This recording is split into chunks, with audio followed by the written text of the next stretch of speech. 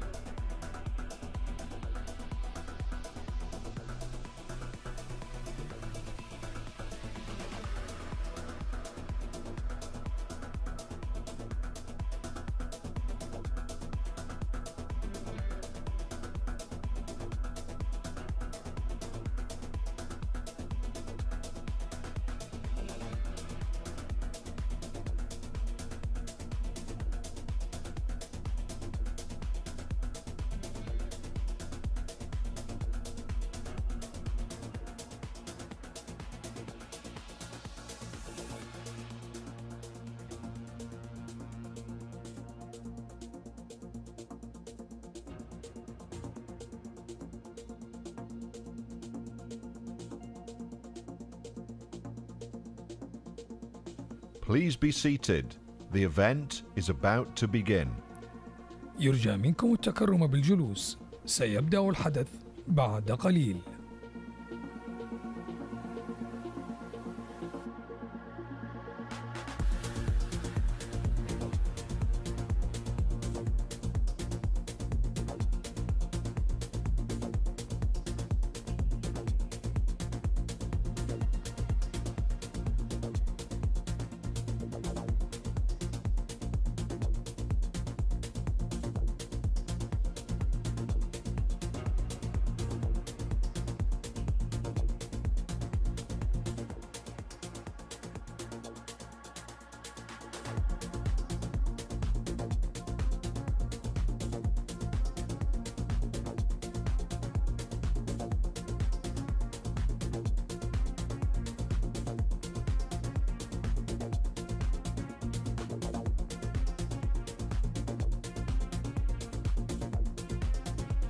Please be seated. The event is about to begin. يرجى منكم التكرم بالجلوس. سيبدأ الحدث بعد قليل.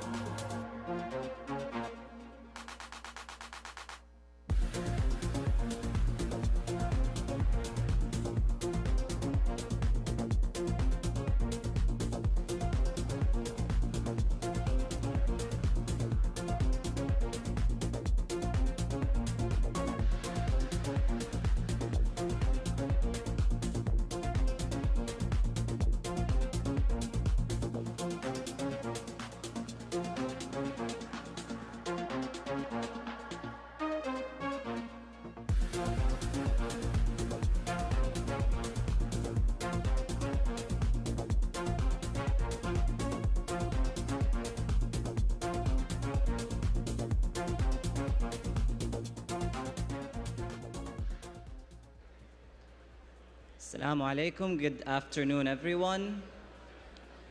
I'd like to welcome you all to the 5th day of WEP.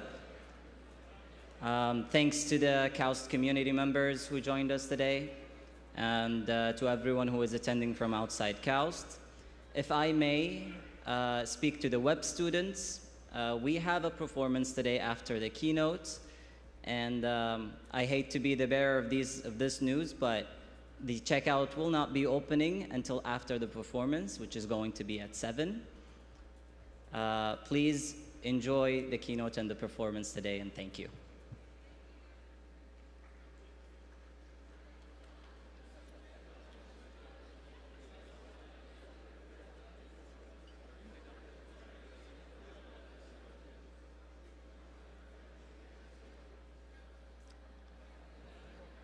Welcome, everyone. Welcome to our Fireside keynote speech. Today is my honor, my privilege, my pleasure to introduce one of the most decorated and distinguished scientists from the Muslim world. I'm talking here about Professor Atta-ur-Rahman.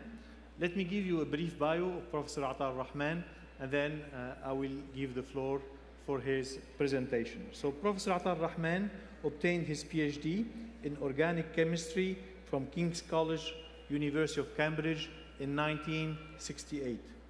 During his career, he won several prestigious awards and prizes, including the UNESCO Science Prize in 1999, and he was conferred the World Academy of Science based in Trieste, Italy, Prize for Institution Building in October 2009, and the High Civil Award by the Austrian government in 2007, and also the highest scientific award, the International Science and Technology Cooperation Award, conferred by the President of China in 2020.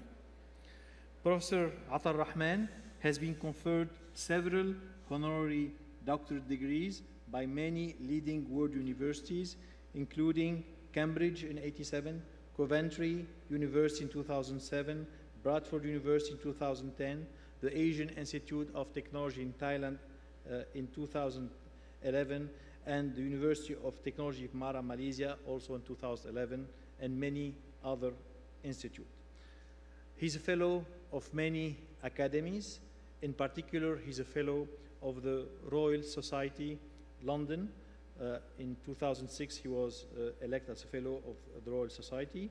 He's also a honorary life fellow of King's College, Cambridge, in UK. He was also appointed as an academician, very prestigious title in China, of the prestigious Chinese Academy of Science as a foreign member in 2015, and he's also a foreign member fellow of the Korean Academy of Science and Technology. He also served as a vice president for the World Academy of Science, TWAS, again based in Trieste, Italy. At the national level in Pakistan, Professor Rahman has won 4 civil awards, including the highest national civil award, Nishan al-Imtiaz, in 2002. Professor Atta-ur-Rahman was also minister, the Federal Minister for Science and Technology in the early 2000s, the Federal Minister in Education in 2022, and he was a chairman of the Education Commission with the status of a Federal Minister between 2002 and 2008. That was a very successful program that sent many students from Pakistan to the top European and North American university, and many of the scientists you see today in KAUST, originally from Pakistan, benefited from this program. So today, as part of his WEP keynote speech, he will share with us, based on his rich experience, his insight on higher education, science and technology as imperatives for socio-economic development. Please help me welcome Professor Atta-ur-Rahman.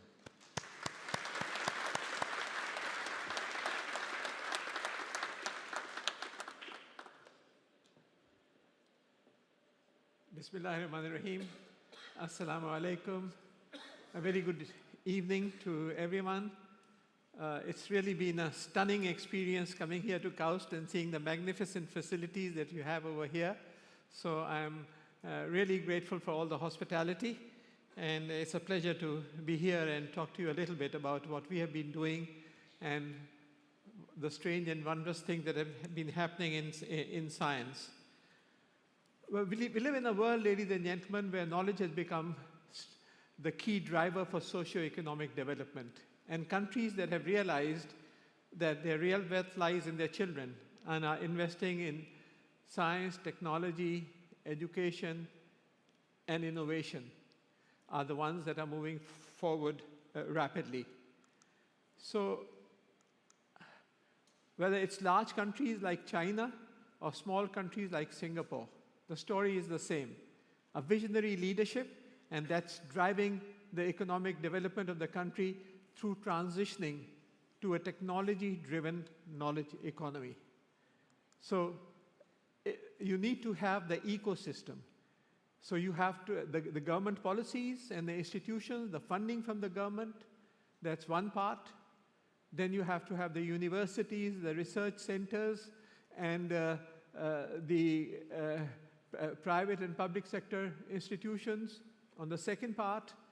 And thirdly, very importantly, the private industry. They have to be really the main driver of that investment that the government makes in education and science and technology. And it's only when they come together through a well-thought-out policy and implementation strategy that things start to change.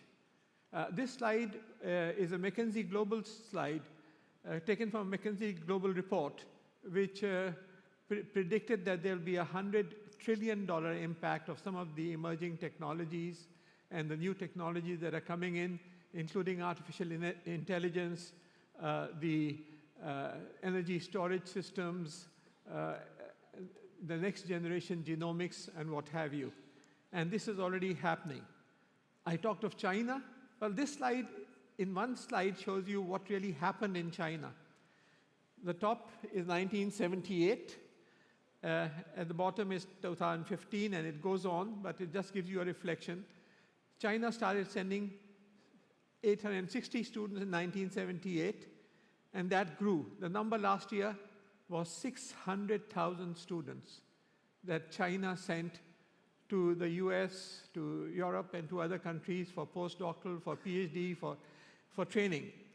And about 500,000 returned last year. About 500,000 students returned to China. They were clustered around centers of excellence. And the result, ladies and gentlemen, dear children, is that today China has about 920,000 patents annually, as compared to about 300,000 patents from the United States. So 3 times as many patents that are coming out from China as compared to the USA. And this is really, I've been going to China since the 1970s, and I've seen the remarkable transformation. Turn to now a small country, the other extreme, a country which has a population about 1/4 of Karachi, where I live, a population of about 5.5 million. Exports last year were about $390 million, about $400 million. Amazing. And if you compare that to the economies of the United Kingdom or Singapore, this is GDP per capita. The blue line is Singapore, and the red line is UK, and the green line is the world average. And Singapore overtook the UK in the 1990s, and the per capita income is higher in Singapore. A country with almost no natural resources. Focus was, in one line, the manufacture and export of high technology, high value-added products. And behind that were the institutions, the schooling, the colleges, the universities, the biotech industry, and the whole lot of them. But it was a very focused strategy that we will not be interested in low-tech items. We want to go into high-tech manufacture, and for that, they geared up the entire system to be able to do that, and the result is quite astonishing. So, Korea, again the same thing. Korea is spending about 5.4 or 5.5%, 5.6% of its GDP on R&D. 5.6%. Most Islamic countries is 0.2, 0.4, maximum 0.6. Last year in Saudi Arabia was 0.46. Now they are planning to take it up to about 2.5% over the next 10 years. But, and that's again been the key driver. And the Korean Minister of Education and Science has been made the Deputy Prime Minister of Korea, so that he has the political clout to get the funds. It's the political leadership in terms of financing is very much there. And what is happening across the world, and where do we stand in the Islamic world? Cambridge University, where I have studied and I'm still associated with, 125 Nobel Prizes from one university, 34 Nobel Prizes from just one college, Trinity College. One of my friends in King's ended up getting 2 Nobel Prizes, Fred Sanger. Contrast that with the Islamic world. Not a single Nobel Prize in science ever awarded to a scientist in the Islamic world for work done within an Islamic country. Of course, we have had Salam and Ahmad and Sarkar, but that was all work done abroad, within the Islamic world.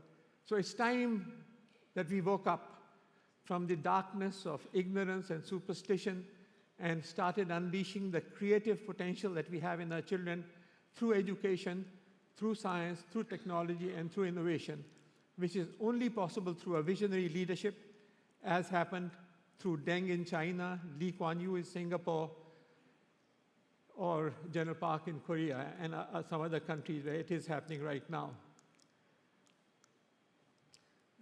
Turn to MIT. MIT graduates have founded some 25,000 companies, which employ some 3.3 million people and have annual sales of some $2 trillion.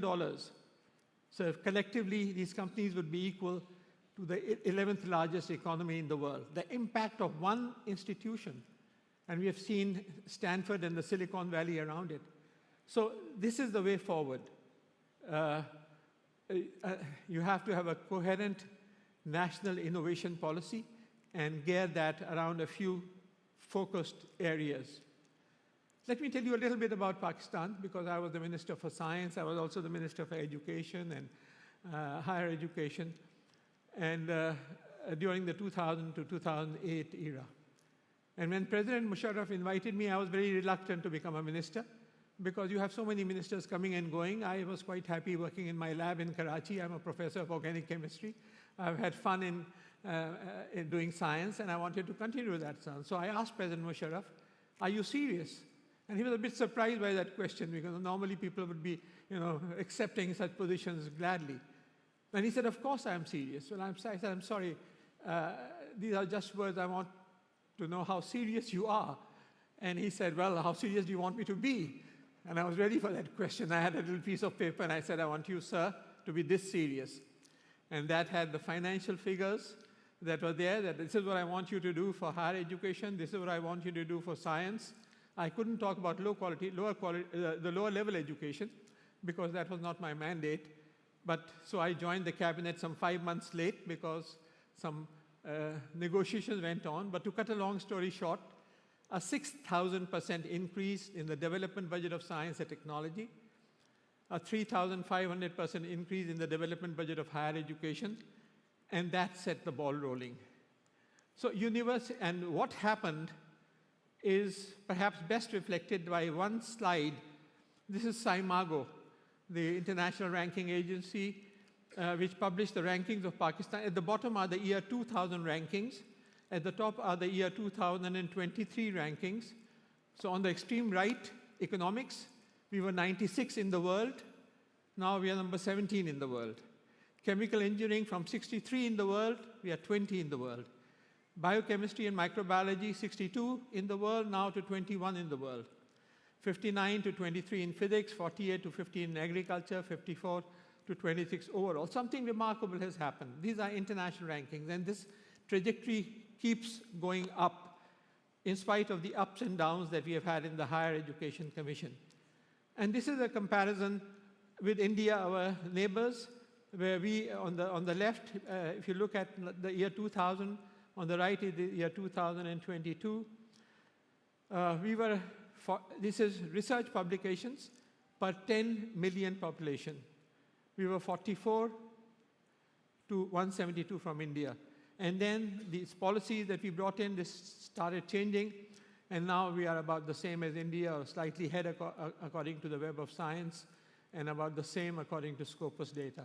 So again, that's something very interesting, that the entire landscape of education, of research in the universities has significantly changed as a result of those policies. And they were made. And what did we actually do? Universities are not about beautiful buildings. They're about beautiful minds. The single most important thing in a university is the quality of the faculty. That is what is important. So you have to, and we don't have shortage of creativity. The children in our Islamic world are amongst the brightest in the world. We just have to pick them up. They are gems, they are jewels lying around.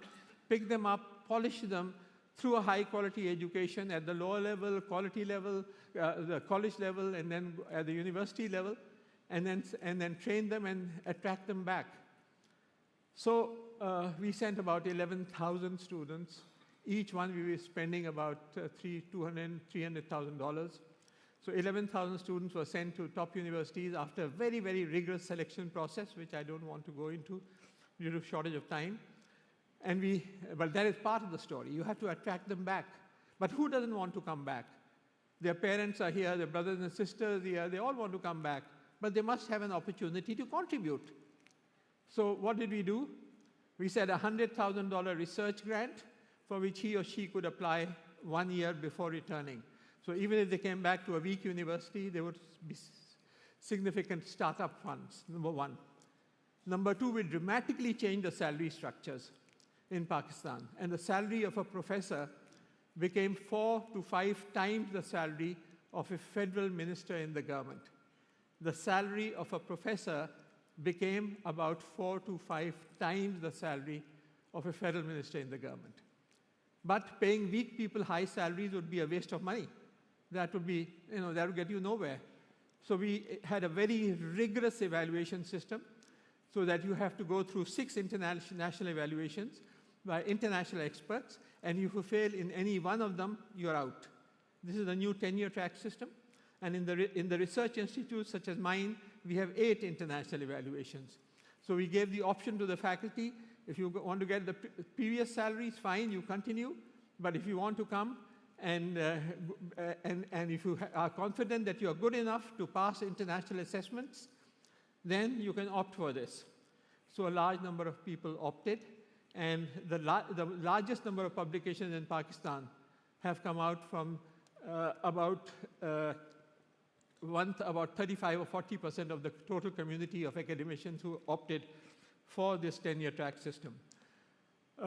We created a digital library at that time with free access to books and journals. We also made sure that they had jobs on arrival so that they didn't have this frustrating 6 to 12-month period where they were wandering around applying for jobs and not sure, and finally going back to wherever they came from abroad.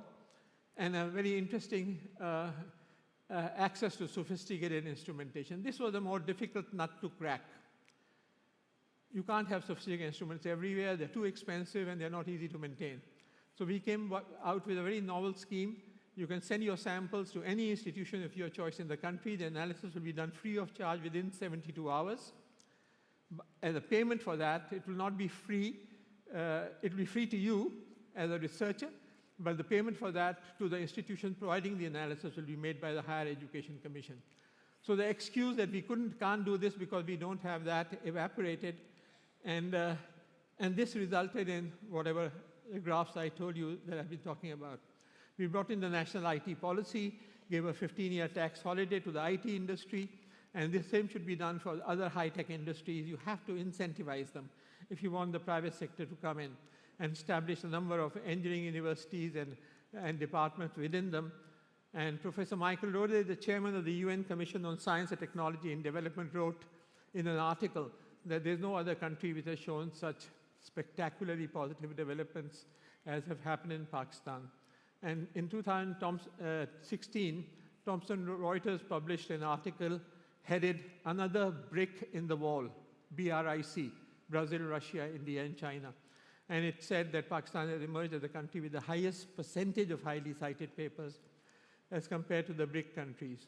And we have a large number of projects now underway. I was also heading the Knowledge Economy Task Force, so we have launched about 62 billion rupees worth of projects in the last 4 or 5 years in various cutting-edge areas of science and engineering. And that momentum is going on. And the budgets, there have been, again, an increase in budget in recent years of the Ministry of Science and Technology as a result of those interventions. We had created, about 10 years ago, an integrated version of MOOCs, Massive Open Online Courses, and we have been constantly upgrading it. These are free. the students might want to make a note of this. This has 73,000 courses, and it includes the Khan Academy courses for school level, MIT OpenCourseWare, and others, and these are completely free, no registration, no payment, so you can benefit from these courses. also. And there have been glowing tributes by comprehensive reports from the World Bank, USAID, the British Council, etc. And Nature has published 4 editorials. In the one, they've talked about the paradox of Pakistan, where education had always been least important. Now suddenly something different was happening. And on 22nd September 2010, they came out. That happened to be my birthday. They came out with an editorial and called me a force of nature. So hua kaise? How did I manage to get all these funds? Well, the funds are always there. It's a question of priorities. What priority has education and science got? So when I was having these arguments with the Minister of Finance before becoming the minister, I just said, forget about 1 or 2 F-16s. That's all you have to do. It's just a question of priority. You have enough funds. It's a question of where you want to use them. Do you want to use them on our children? Or do you want to use them on this sophisticated arms or whatever? So it's a question of priorities. And a book has come out a couple of years ago from a US scientist, Professor Fred Hayward, an educationist, which has a chapter describing in detail exactly what happened in Pakistan as a result of what we were trying to do. Let me now turn to a second part of my talk, and the exciting world of science and discovery, where amazing things are going on. And I hope you will be as excited as I am when you see what is going on in some of these areas of science. For instance, when you look at solar cells, the present solar cells, silicon-based, they convert only heat. They convert only light to electricity. They don't convert heat. In fact, heat is bad. It reduces their efficiency. So, and also only visible light, not the other parts of the spectrum. So these new solar cells, the photon-enhanced thermionic emission, convert both heat and light to electricity, and they have efficiencies of about 50%, as compared to about 20 or 22% efficiency that you normally use in solar cells. In the south of France, they are trying to generate energy by reproducing the chemistry that goes on in the sun through fusion reactions, deuterium-tritium fusion reaction. And now they are able to keep plasma stable for minutes. And at the US scientists at the Lawrence Livermore National Laboratory now have been able to get a net gain of energy from this. So this is a new era of energy production, which is just opening up.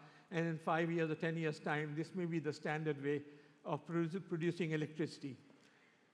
Waste vapor is now being converted through a microorganism, a Clostridium species, into isobutanol. And what's so special about isobutanol? You can use it 100% in your normal car engines without changing the engine. So another very interesting development has taken place.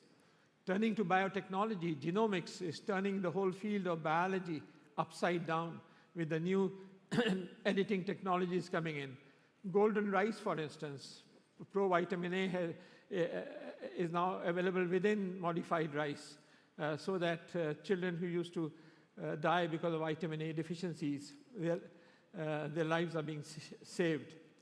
Why do you get mangoes in Pakistan and also in this part of the world only in the summer, not in the winter? Because there are genes in them which tell the plant when to flower, when to fruit. And scientists have realized what these genes are, and you can switch these genes on and off. And now an era is coming when you will have vegetables and fruits round the year because of your ability to turn the genes on and off. The fireflies, Jugnu, you have seen the fireflies in the dark. They luminesce, luciferase. There's an enzyme which is responsible for this. And some scientists have taken the genes from deep-sea jellyfishes, which also luminesce, put them into flowers, and lo and behold, you now have orchids which glow in the dark. So this ability to take properties of one plant or animal and insert them into another plant or animal is going to lead to a whole variety of new plant species, and indeed animal species is also possible. The gene editing technologies that I was talking about, CRISPR, for instance, that led to the 2020 Nobel Prizes, and this is already finding medical applications. And in December 2023, FDA approved the first CRISPR treatment for sickle cell anemia. So you are going to see an increasing impact of these gene editing technologies. At Stanford, just a few months ago, this paper came out in Nature, and they found that they can reactivate neuronal stem cells using CRISPR, and by doing that, you can slow down the aging process through the activation of the aging brain cells. Amazing work being done on anti-aging compounds. Why do you get older? It's the chemical processes that are going on, and there are a number of reasons, and I could give a whole lecture on that. But there are many reasons for aging. But now there are compounds being discovered which slow down the aging process, and in some cases they've been shown to even reverse the aging process in animals. David Sinclair at Harvard, for instance, found that when he gave resveratrol to 3-year-old mice, their ages became like 1.5-year-old, and their body features changed. So whether it's resveratrol or nicotinamide adenine dinucleotide or metformin or curcumin, and there are others. So it's thought that children being born today will have ages of 100 years plus. So, which may not be such a good thing from the social point of view, but this is happening right now. And I had some savings, and I invested them in creating a center for genomics research in the name of my father. This is the Atta-ur-Rahman Center for Genome Research within the Karachi University. It has the next generation sequencers and bioinformatics, and when COVID came, we were we were looking at the mutations that were taking place in it on a regular basis, and some 200 new mutations were discovered in this center. Neuroscience, again a fascinating area of science. About 80 billion neurons in your brain, each talking to 8 or 10,000 other neurons. So 80 billion times 10,000 synaptic connections. Arguably the most complex object of the universe, as far as we know, is your own brain. So how does it work? How are thoughts stored? I look at this and I remember it. What has happened? So this is an area which has fascinated me for the last 20 years, and I propose that it's actually partly folded glycoproteins formed through hydrogen bonding in the hydroxyl groups. I don't want to give you the chemistry part of it here, which may be responsible for this. And so we had proposed about 20 years ago that these pattern formation takes place instantaneously, and these partly folded glycoproteins may be the basis for thought storage and recall. Learning would be the formation of hydrogen bonds, forgetting would be the breaking of hydrogen bonds, logic will be the interrelationship of these patterns through various mechanisms which I proposed, and we have about 20 US patents in this area now. It's a fascinating area of neuroscience, understanding the basis of thought processes. And now there's growing evidence that I may be right. I'm not 100% sure, but there have been papers now coming out that indeed synaptic plasticity and long-term memory is dependent on folding of proteins, so these patterns. But we haven't got the technology right now to be able to see it in real time. But that's a fascinating area of science, and that's taken me into areas of other diseases such as epilepsy and Parkinson's and Alzheimer's, etc. And we have done a lot of work on epilepsy using patch clamp facility, exciting individual neurons with very weak currents of 10 to the minus 12th of an ampere. And that has led to a library of exciting compounds that we've isolated from a local plant and then synthesized libraries. And that has led to some very exciting medications that are going, it has gone through phase 1 and are in phase 2 clinical trials for epilepsy. Talking about the brain, Elon Musk, the CEO of Tesla, has formed a company which is called Neuralink, and they are using brain implants to address some of the conditions such as depression and schizophrenia. And just very recently, in September 2024, 3 months ago, FDA granted approval to a brain chip called BlindSight, which restores eyesight to the blind, even if both eyes are damaged and if the optic nerve is dead. So amazing developments going on in the area of bionics.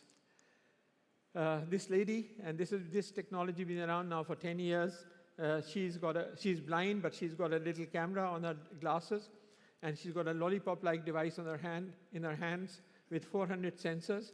So the image is taken through the camera, and the moment she puts this device on her tongue, partial eyesight is restored, because actually you're seeing with your brain, not with your eyes. Eyes are only a mechanism for image transfer.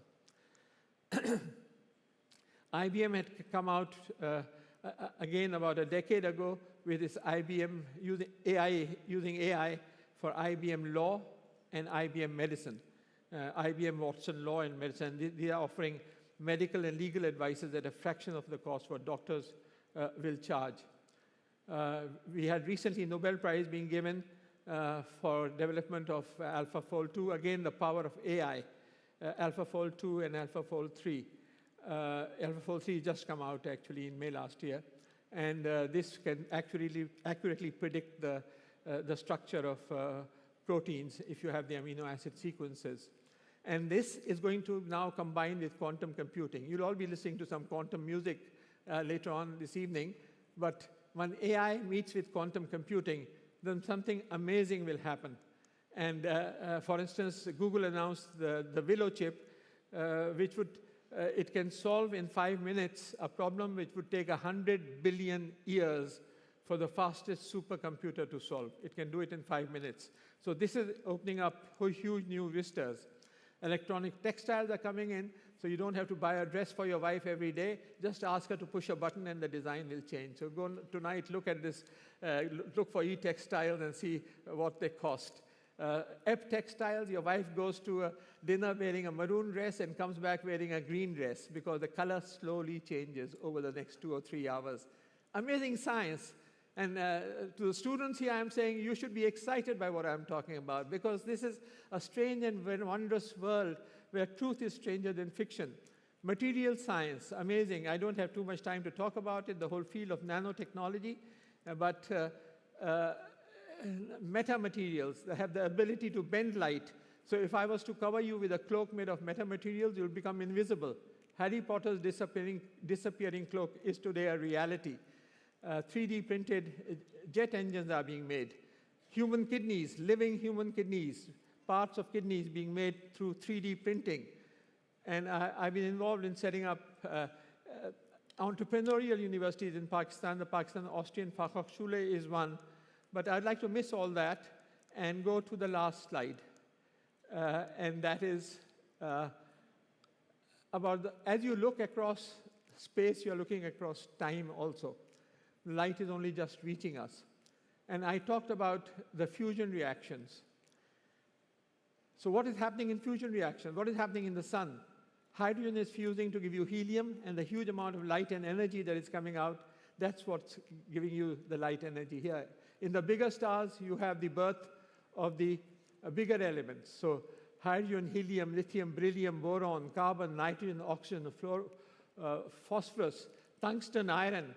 All these are made in the bosoms of stars. They are made in the center of stars. Nickel, gold, silver. And then there is an amazing thing happens afterwards. There is an explosion or an implosion.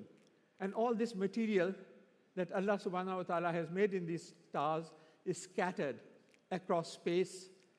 And then an even more amazing thing happens. It starts recollecting and recoalescing. And the planets, the solar systems are formed. And ultimately, we are what we eat. So you and I are formed. Now look at your skin. Every single atom in this body and in your body was once in the center of a burning star. You, dear children, are all made of stardust. And this is a scientific fact. Every single atom of your body was once in the center of a burning star a long, long time ago.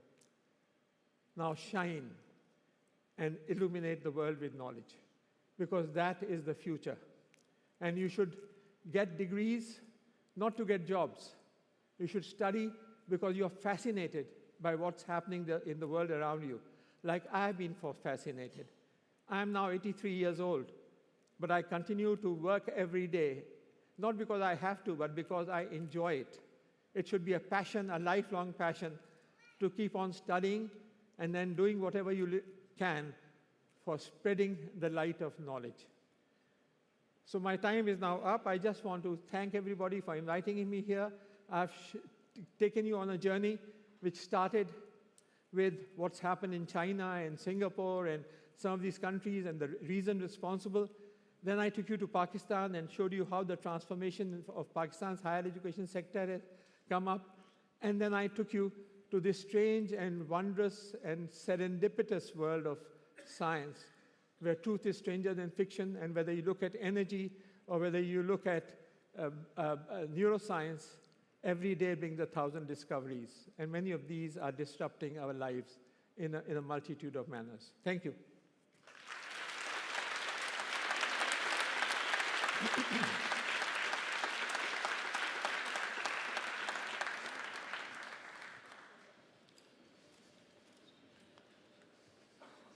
Thank you, Professor Atta-ur-Rahman. So we are a little bit behind schedule. Nonetheless, I think we have time to maybe address a couple of questions. Questions from the audience, from the students, colleagues? Yes, hello. Thank you very much for the lovely talk and a lot of inspirational things. There you can see people from science who excel in science can make big developments in one's community. But my question, I have a couple of questions actually.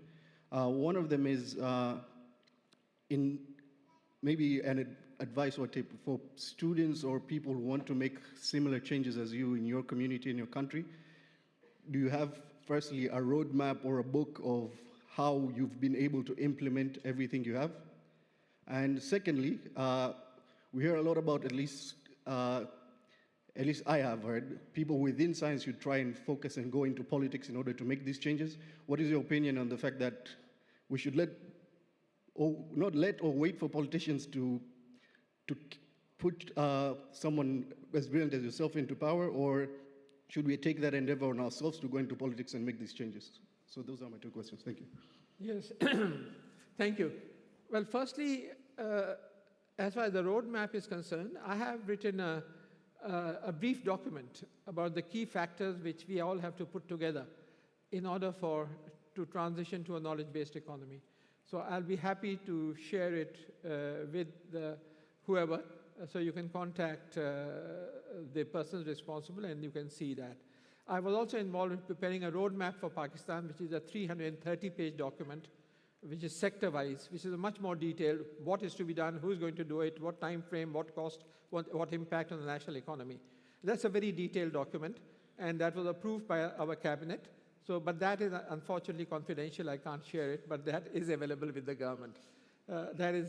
Now, as far as the leadership is concerned, I think the public opinion matters, and your pen is very important. So you can't change the system of governance, but you can write articles in newspapers, you can publicize your opinions of public opinion. I believe that it's important to have a technocrat government, because now you live in an area of specialization. So just politicians alone, many of them don't know A from Z of the new happenings in science and engineering. So this has to be brought in, and that is what has happened in Singapore, that is what has happened in China. If you look at the ministers that they are there, many of them doctors, engineers, PhD doctors, and so on. So that can be done, but you need to use public opinion for that to happen. Please.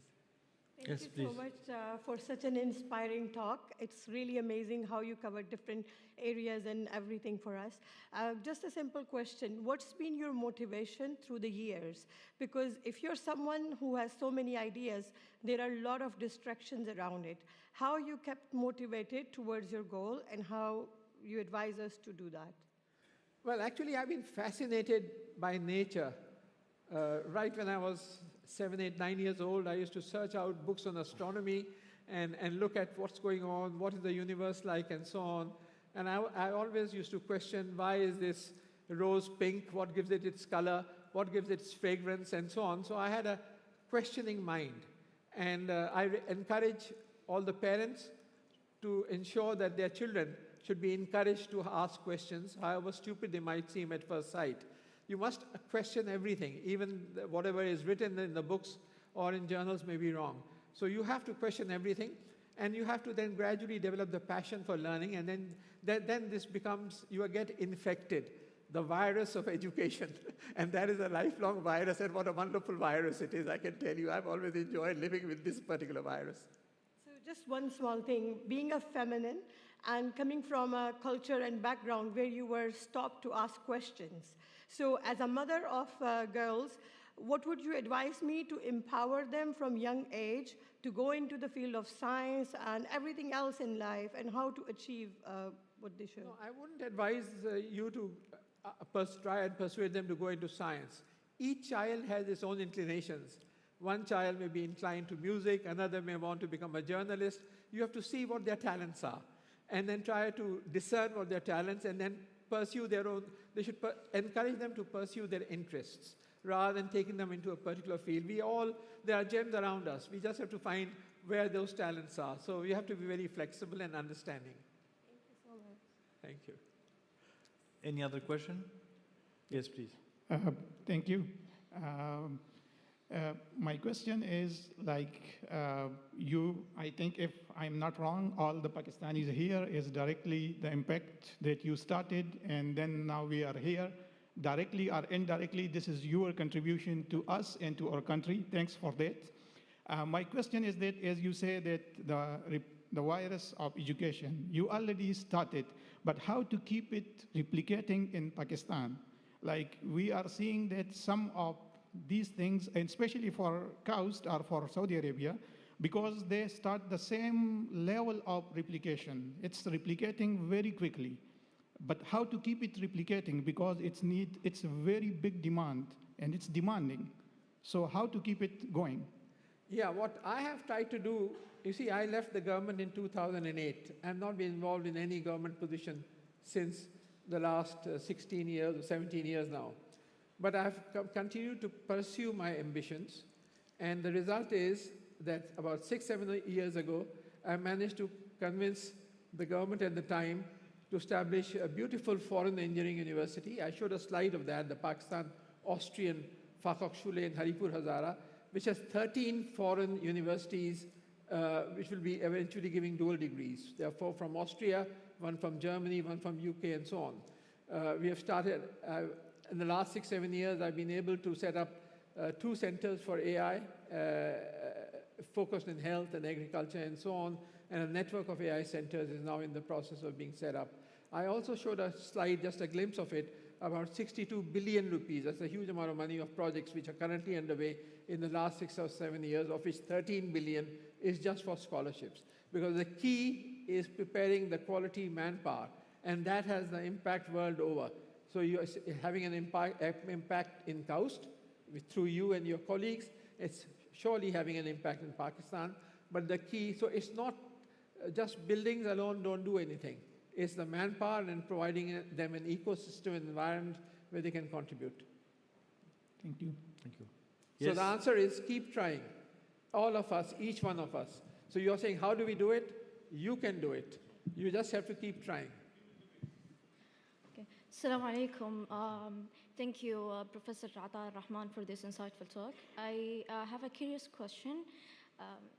If you were working here in Saudi Arabia, how would you persuade the decision maker here to increase the GDP allocating for the R&D and to improve the research ranking, the publication ranking in Saudi Arabia? I'm just curious about your strategy and way of thinking. Yes, well, I think there is a standard process for development of a country, which Saudi Arabia may already have adopted, I'm not sure. That's a foresight exercise. And often it is recommended it should be done on the Delphi, UN recommended Delphi pattern. There is a standard where you do an intensive consultation with industry, with academia, with government experts to lay down a roadmap, short, medium, and long-term roadmap of where you can. So the first step is identifying where you want to be in various fields. Second, in Islamic countries, private sector R&D is virtually missing. In Saudi Arabia, it is there through Aramco and the large ones, but small and medium size industries, R&D work is extremely small. So that has to be encouraged. Universities can go only so far. Then it is a job for the industries to take over. So what has happened in China, what has happened in Korea and many other countries, there's a huge amount of government funding going into private industry for supporting their product and process R&D and their development and for establishing linkages. There is a lot of stuff out there. If you go in to look at it, how have these countries made it? In our part of the world, private sector R&D remains something at the back. It's not really at the front, but that is a key for moving forward. So there are a number of steps that they have to be taken, and I believe that Saudi Arabia is going in the right direction. They have announced that they are going to be 2.56% from the 0.46% that they were last year, which is, and already you can see the changes taking place this year. And so you're in the right direction, and I am, inshallah, hopeful that Saudi Arabia will become a trailblazer for other Islamic countries to follow, inshallah. Inshallah. Thank you. Go ahead. Hi, Dr. Atta. Thank you so much for such a beautiful talk. As a fellow Pakistani, I have an important question to ask. I have noticed something that in Pakistan, a lot of students are leaving the country to study abroad and settling abroad as well. And in return, they don't serve Pakistan at all. I don't want to do that. I want to serve my country and make it better. What is your advice for young Pakistanis who are doing this, and what can I do to actually serve my country? What steps should I take? Yes, well, you see, as I said in my talk, we all want to go back to our country, but we must have the opportunities.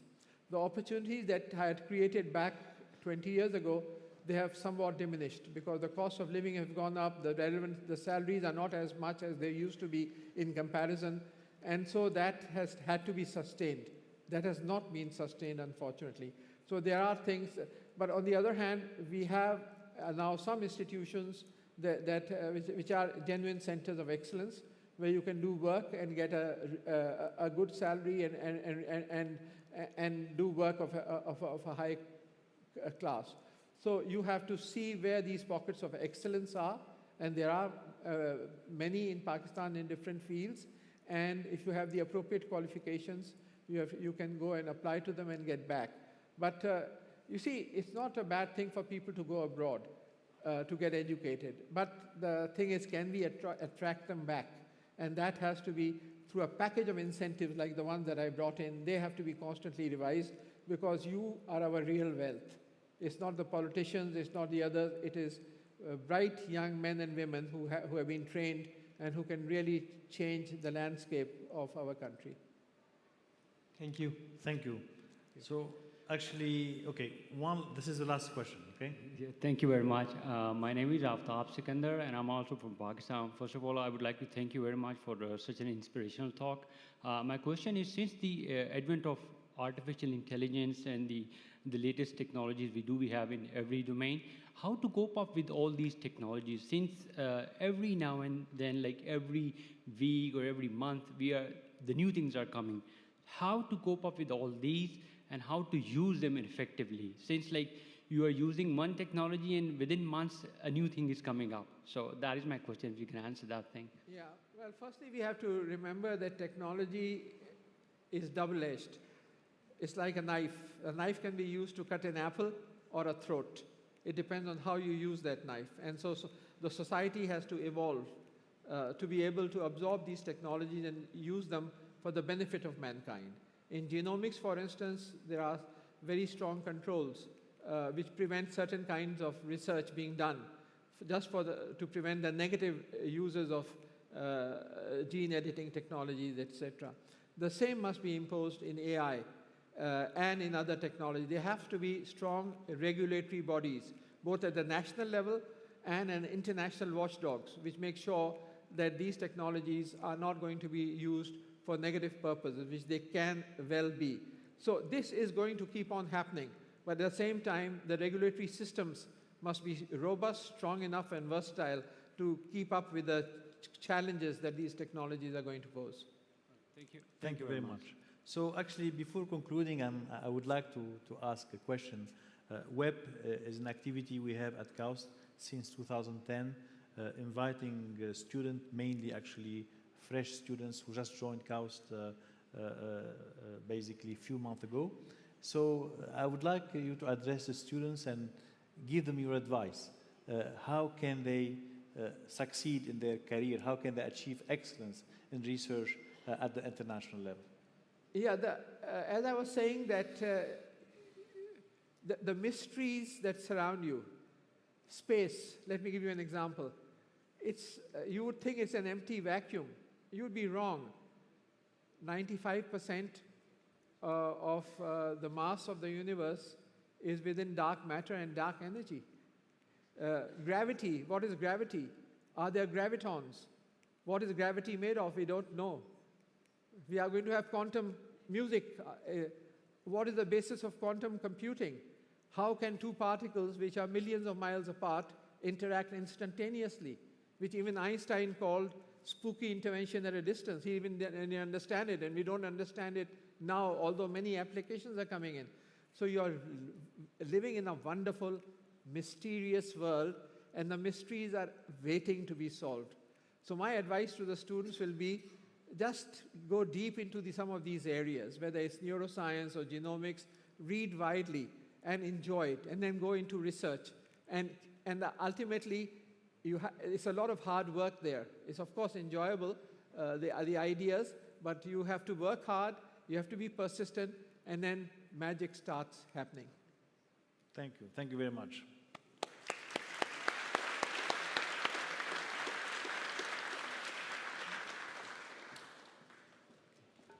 Thank you very much. Thank you, Professor. Thank you very much.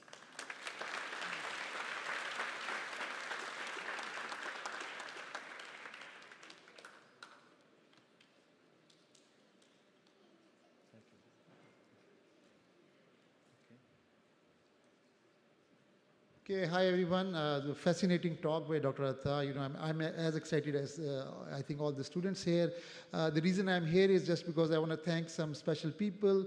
The WEP here, our Winter Enrichment Program, is special because we get to hear the great scientists like Dr. Atta-ur-Rahman, but we also get to meet extraordinary sportsmen like Shahid Afridi and Nadeem Arshad.